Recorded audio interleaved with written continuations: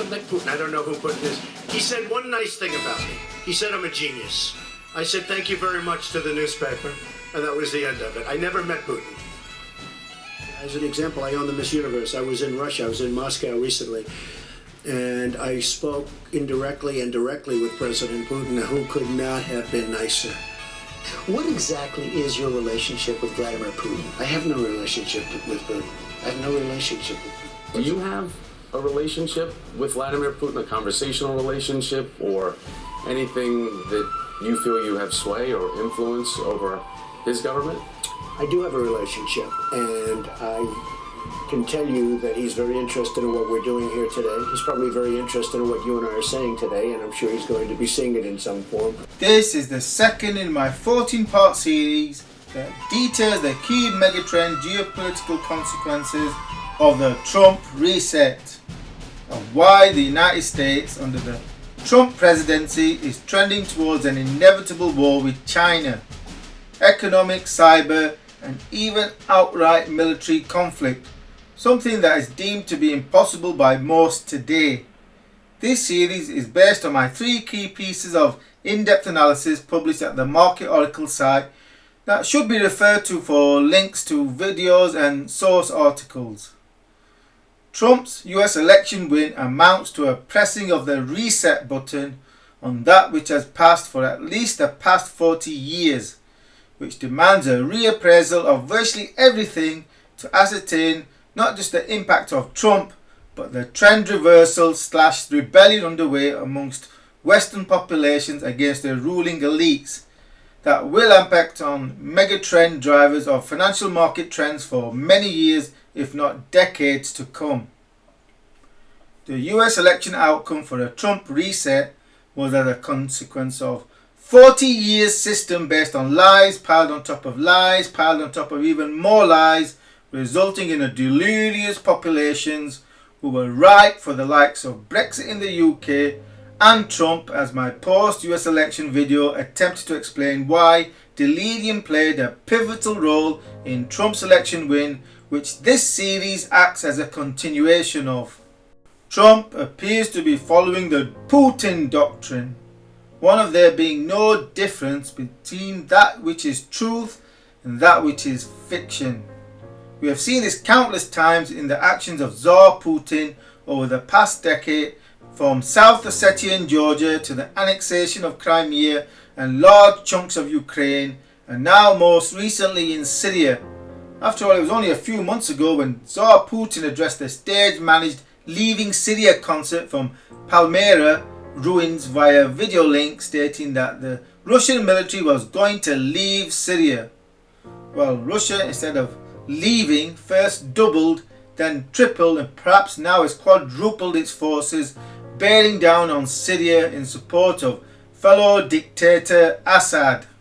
Former KGB officer Putin's masterful hold on Russian power is based wholly on blurring the difference between that which is fact and that which is fiction.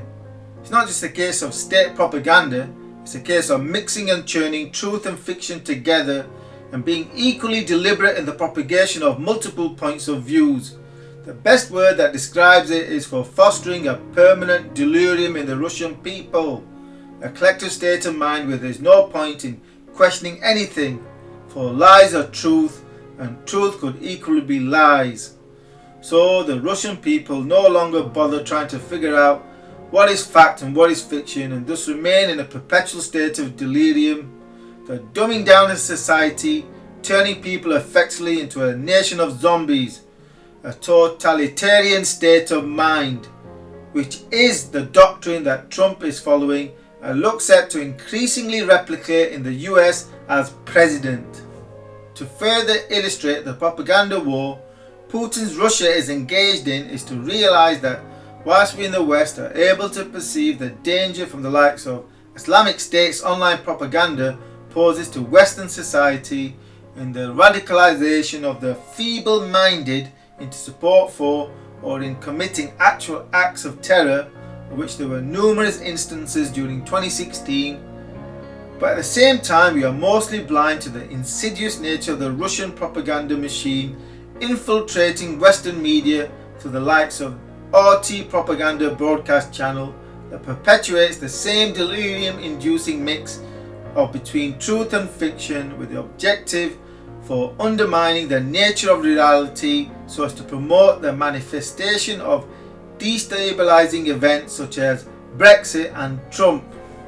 On its own, one could laugh at the likes of RT News and Islamic State's propaganda efforts as amongst many such external delirium-inducing propaganda actors, were it not for the fact that Western politicians themselves have at least for the past 40 years piled lies on top of lies on top of lies to such an extent that the politicians, vested interest academics, mainstream media and the security apparatus actually believe their own lies to be truth, and thus perpetuate models of democracy that are based near wholly on lies, which is why the likes of Brexit was inevitable in the UK, not because of RT News or the kindred propaganda spirits, but for the fact that the seeds of Brexit had been sown and fostered for literally decades, as they were for America's Trump Brexit moment. For instance, we had lying chief Ronald Reagan pumping out propaganda that elevated the Soviet Union into an imminent evil empire threat, poised to take over the world, that demanded a costly Star Wars program, all based on lies. Yes, let us pray for the salvation of all of those who live in that totalitarian darkness. Pray they will discover the joy of knowing God. But until they do, let us be aware that while they preach the supremacy of the state, declare its omnipotence over individual man, and predict its eventual domination of all peoples on the earth, they are the focus of evil in the modern world. It was C.S. Lewis who, in his unforgettable Screwtape letters, wrote, "The greatest evil is not done now in those sordid dens of crime that Dickens loved to paint. It is not even done in concentration camps and labor camps. In those we see its final result.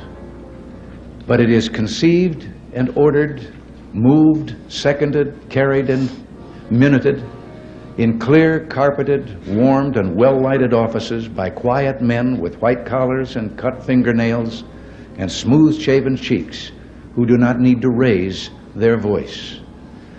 Well, because these quiet men do not raise their voices, because they sometimes speak in soothing tones of brotherhood and peace, because like other dictators before them, they're always making their final territorial demand, some would have us accept them at their word and accommodate ourselves to their aggressive impulses.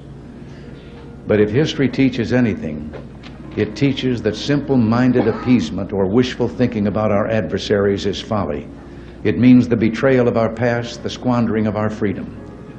So I urge you to speak out against those who would place the United States in a position of military and moral inferiority. You know, I've always believed that old Screwtape reserved his best efforts for those of you in the church.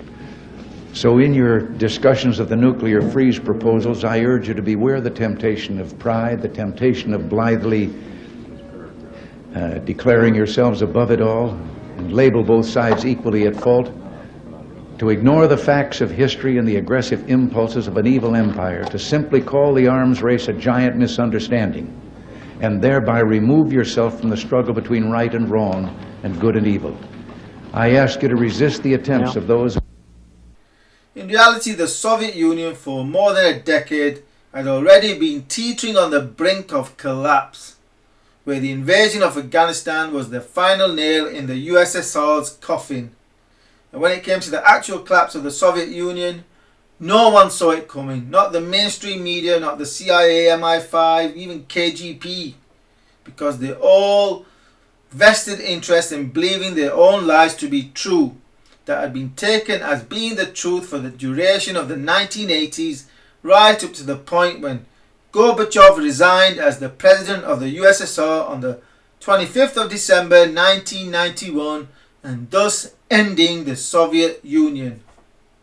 And so the same has been iterated countless times over the past few decades.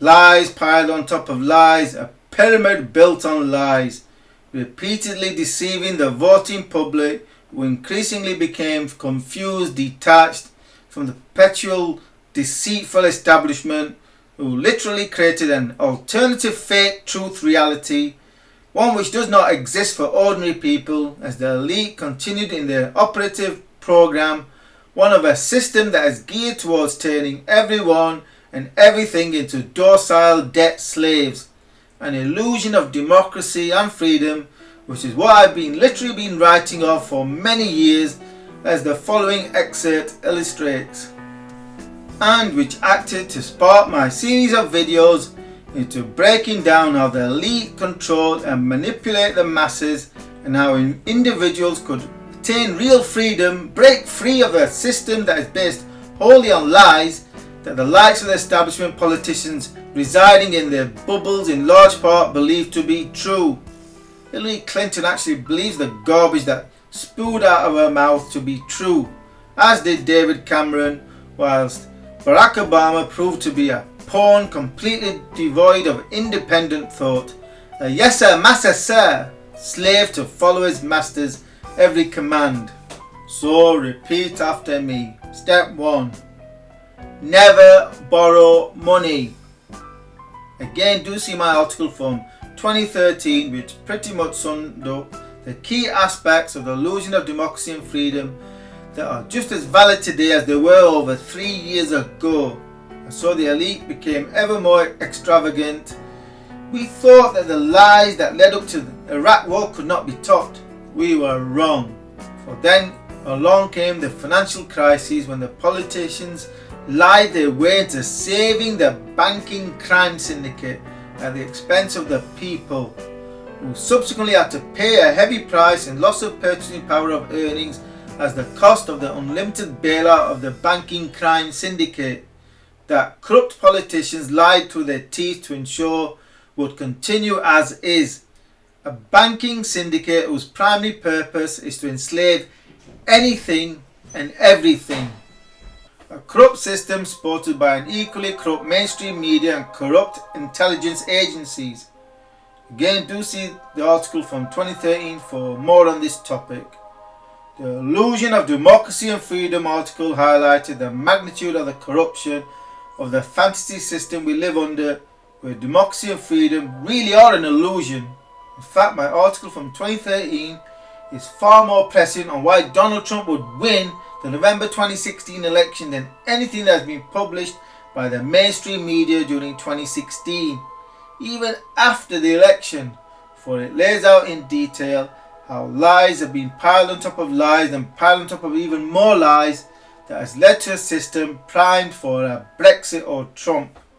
The bottom line is this, that the lies that led to the Iraq war, that sparked the insurgency in Iraq, that led to the Occupy movement in the West, that led to the Arab Spring from Tunisia to Egypt to Libya and currently consuming Syria, whilst the West elite gleefully looked on as regime change that they've been fostering for decades across the world was materializing, led by movements of ordinary people, the Facebook generation, that no longer believed the lies of the establishment elite, who collectively transferred some $10 trillion of wealth to the banking crime syndicate, came home to roost, first in the UK in June 2016 and then in the US in November 2016, leaving the elite and their vested interests in a state of shock, regime change, and all the chaos that comes along with it.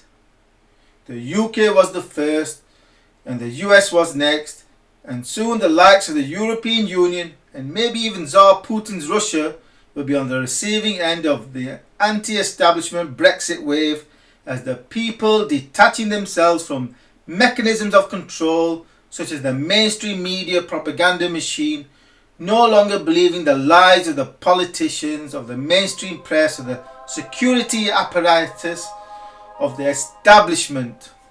So yes, whilst Mitt Romney was right when he called Trump a con man, and Trump definitely has done a good job of conning the American electorate, but Trump is the result of a 40-year-long trend of lies piled on top of lies piled on top of even more lies. And ensure you're subscribed to this YouTube channel for more new videos in this series, as well as detailed trend forecasts for stocks, commodities, housing and other markets for 2017 and beyond. Here's what I know. Donald Trump is a phony, a fraud. His promises are as worthless as a degree from Trump University.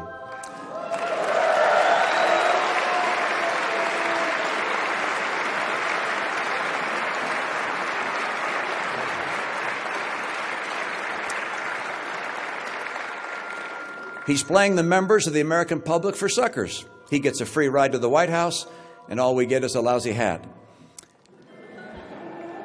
His domestic policies would lead to recession. His foreign policies would make America and the world less safe. He has neither the temperament nor the judgment to be president, and his personal qualities would mean that America would cease to be a shining city on a hill.